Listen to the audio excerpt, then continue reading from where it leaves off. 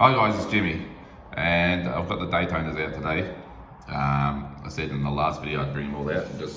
I'll just quickly go through them, and then I'd like to compare the difference between the Zenith Daytonas and the modern Daytonas, because they look very similar, but when you get them up close, there's a handful of differences, and yeah, I think it's interesting. So sorry if it's a bit echoey. I've come outside the house. Yeah, I'm in the middle of building a room onto my shed that I was going to use for these kind of purposes, and I was just going to set it up like a bit of a men's den or a man cave. But it's semi-finished. It's echoey because there's no furniture or anything in here yet. So, but it should be good for videos because I've got plenty of large windows. The walls are done. That TV just has to go on the wall. It's got a nice ceiling. Yeah, so that's the shed to the left-hand side. Put a kitchenette down there, table, bit of a lounge, and yeah, nice big, kind of like a sunroom, I guess. It's middle of winter now, so there's not a lot of light coming through here, although the windows are heavily tinted. But I'm hoping the echo goes away once there's a bit of furniture and stuff in here, so we'll see about that anyway. In the meantime, I've got the collection here of Daytonas, and I'll just go through them, mention the reference numbers, the year that they're from, and we'll go from there. So I've got my Protect glove on, just because the watches are clean, I don't want to fingerprint them. Looks terrible on camera with fingerprints on them. So, sorry for that creaking, my chair's a bit creaky. So I've got a 6265 from 1977. So my birth year watch, this watch came with not a full set, but very close. There's quite a long paper trail that came with it, which is just great. Condition is very nice and honest. So there's that piece there. Then we go to 1989. So we've got a Zenith Daytona. This is a 16523. So the 3 denotes the fact that it's two-tone. It's got the older clasp. It's only the second year of production. Gorgeous dial. It's got the inverted 6 on the sub-dial down the bottom. Condition is stunning. Bracelet's very tight. Beautiful watch. Then we go to 1991, and this is the one I've just acquired, just did the video on. Been wearing it all week. Seriously loving this piece. Solid gold Zenith Daytona. It has the same dial as the previous one I just showed you. So exact same dial, inverted 6, same color, and yeah, absolute plum. Just really enjoying that piece. Then we jump to late 2015. So we have this piece here. So this is a 116,520. So stainless steel pre-ceramic Daytona, late 2015. So this has the chromolite loom in it.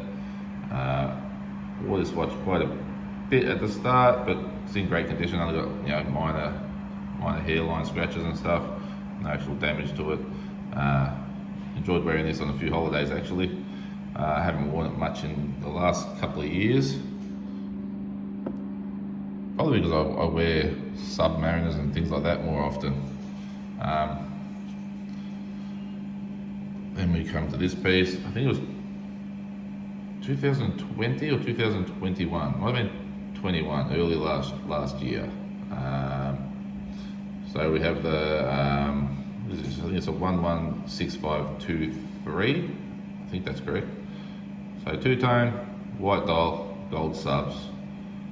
The red Daytona just pops on the white dial. Even the black text, I think it looks great. Super cool looking piece. I actually prefer this to the black dial in the two-tone. Yeah, so there's that piece there. Then we go, stepping back, sorry. This one's 2017. So solid rose gold baguette diamond dial. The reference on this is a 116505. So yeah, got this piece back in 2017. The gold Daytonas were much easier to get back then, but this variation, being a rarer one, still had to do a bit of work to source it.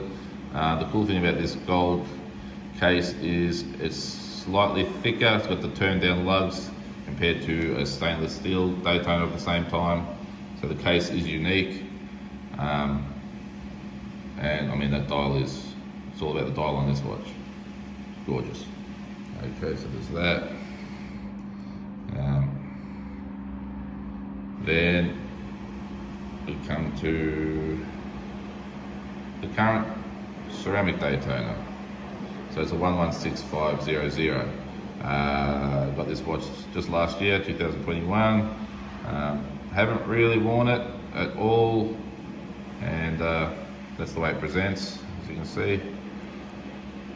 So there's not much I can tell you about wearing it, but I mean, it wears very much like the pre-ceramic version prior to it.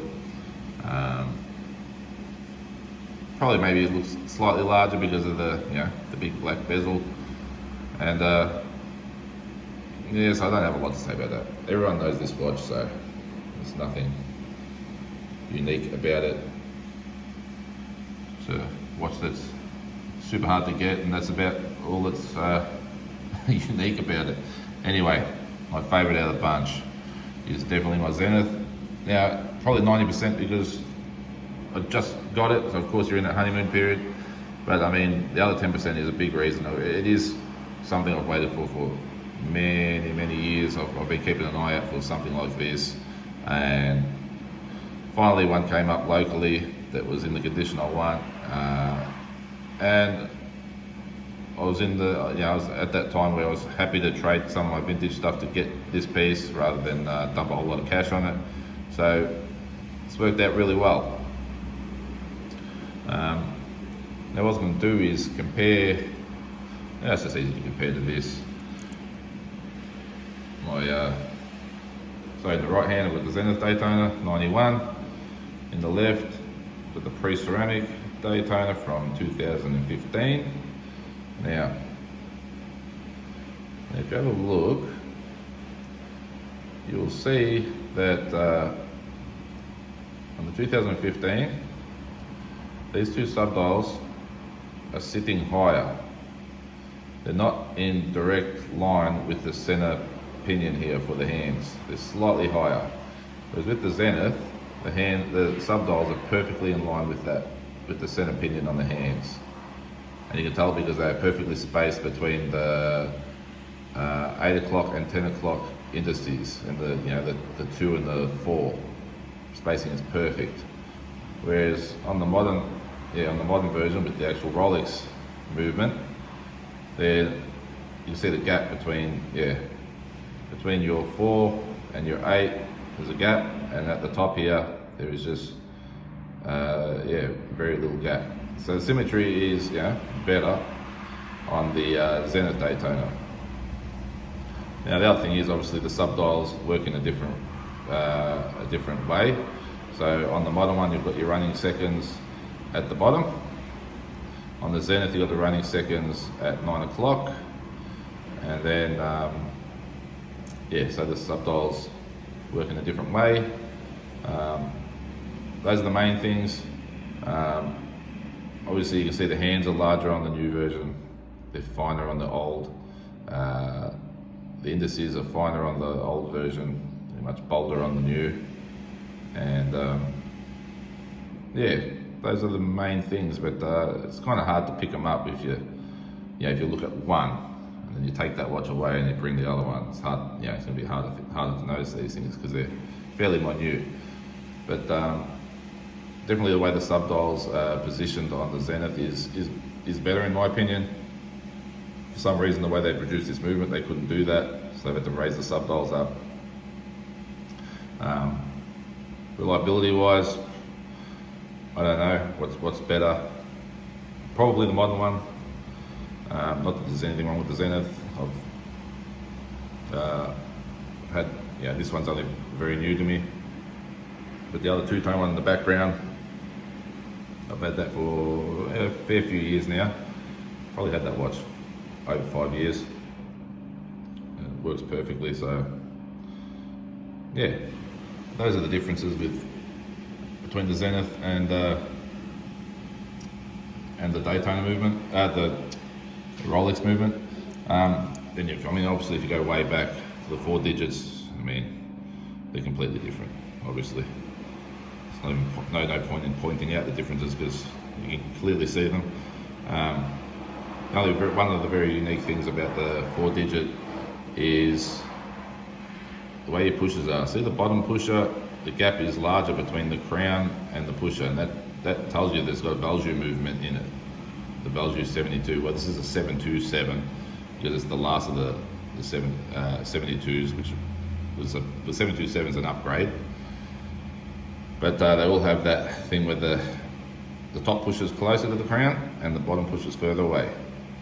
And if you're looking at vintage chronographs, that's one of the giveaways to let you know that it's probably got a value in it. So that's all, guys. I hope you enjoyed it, and try not to make them too long. We're just over 11 minutes. So I'll let you go and have a great day. And until next time, bye bye.